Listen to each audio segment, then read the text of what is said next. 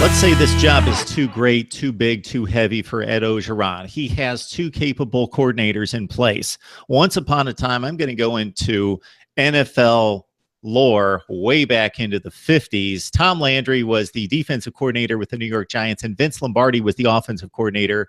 Most people, including myself, if I heard the name, I could probably catch it on a multiple choice, could come up with a name, but I can't off the top of my head. But the point is, two great coordinators lifted that team to a championship level.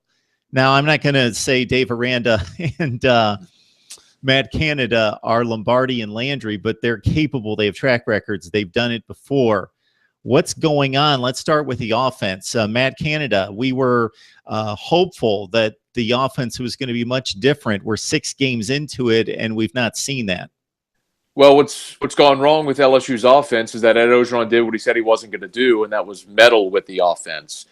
He admitted after the loss to Troy that he told Matt Canada to stop with pre-snap motions and shifts. And look, that's what Matt Canada's offense is predicated on. I mean, the jet sweep and all the creative play calling only works if you're confusing the defense. The 2 touchdowns that LSU scored against Florida both happened based on Florida being confused defensively and busting on the pre-snap shifts and motions. Well, it wasn't Matt Canada's choice to eliminate the part of his offense that makes it go. That was Ed Orgeron's decision. So there's still disagreement, or was disagreement among the two as to who was going to play quarterback. Looks like they're sticking with Danny Meddling for now.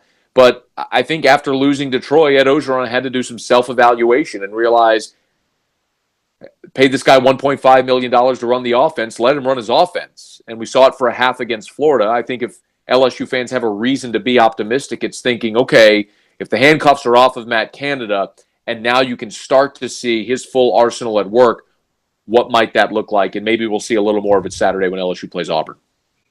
Talking LSU Tigers with Matt Mosconi. You can join him on ESPN Radio Baton Rouge and also New Orleans. And, of course, the Tigers battling those other Tigers in the SEC Western Division along the Bayou. LSU Auburn, 3:30 Eastern time on Saturday. So maybe not a discord between Orgeron and his coaching staff, but that situation not being on the same page, taking over the offense from a capable coordinator, meddling a little bit too much. The Arden Key situation, I don't know if that's still lingering.